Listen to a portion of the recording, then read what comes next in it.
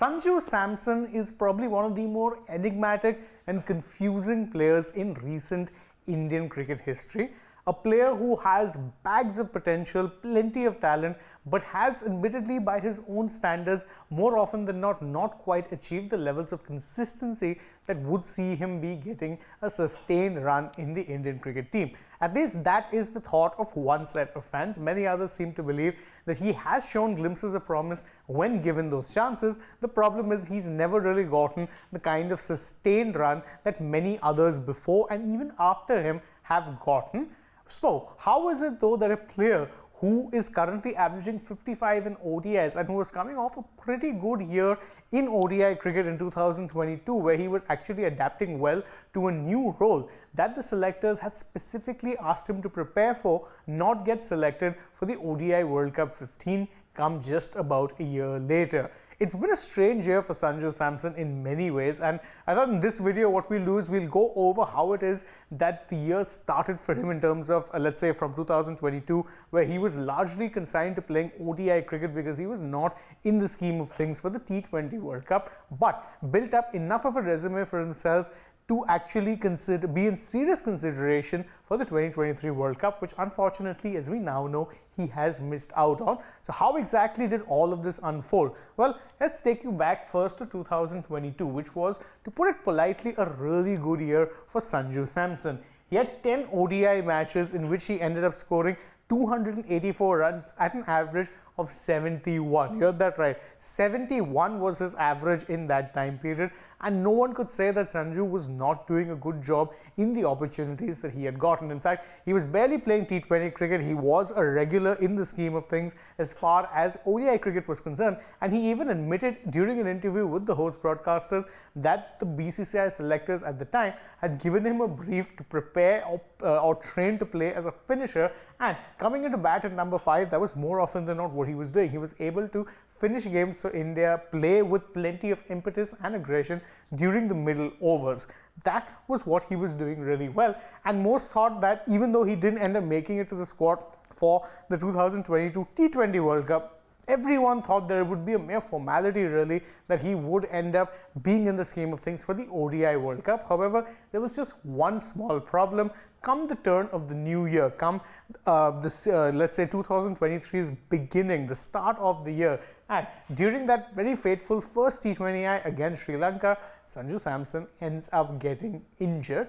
Thereafter, what happens is, well, a lot of it admittedly was out of his control, but there were things that he could have controlled. What was out of his control was, of course, the fact that you can't choose when it is you get injured, and you can't actually, let's say, pick or choose these sort of things when it comes to really the timing of it. It's unfortunate, injuries do happen. Another thing he couldn't have controlled, how well it is that not one but two other players performed during that particular time period when he was on the shelf. The first of them, of course, was KL Rahul. Now, KL Rahul at this point in time was going through a bit of a torrid phase, but there were two very big ODI knocks that he had in the start of the year that really helped him cement himself as a viable alternative for that number 5 position. First was the 64 not out against Sri Lanka in the second ODI of that 3-match series, and then that 75 not out versus Australia in the first ODI of a 3-match series that India would end up losing. Both of these knocks were match-winning knocks from number 5, coming at a time when the Indian top order had actually not performed well. Rahul, who at this point had been dropped from both the Test as well as the T20I squads, was pretty clearly desperate to prove a point, and he did so in great fashion, batting very well at the number 5 position and ensuring that the void of Sanju Samson was not really one that was missed. There was also, of course, and we didn't really know it at the time, Ishan Kishan, who was in consideration for that wicketkeeper bat role, even though at that point he was playing mostly as an opener, but he was very much in the radar of selectors due to the fact that he had shown that he had attacking intent more often than not. He was a left-hander, which is a rarity right now in Indian batters, and that perhaps most importantly, he had scored a double ton against Bangladesh, and regardless of the conditions, regardless of the opposition, a double ton is still something that keeps your name right up there when it comes to the selectors as well as the many fans. But what happened afterwards was that with both of these players suddenly seeming to push ahead of Sanju Samson, he needed something big. So how exactly did he respond once he came back from injury?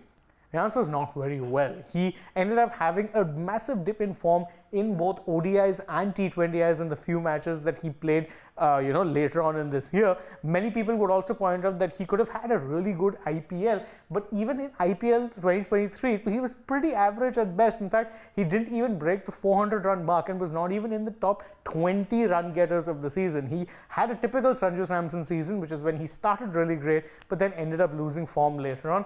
And Rahul and Ishan, both of them ended up doing enough to convince the selectors that instead of Sanju Samson, it should in fact be them two that would be the main focus of really, this entire, let's say, the way that the team was built around. Of course, KL Rahul himself ended up suffering a rather long-term injury, but the problem was that Sanju Samson just could not take advantage of the opportunities that were coming his way.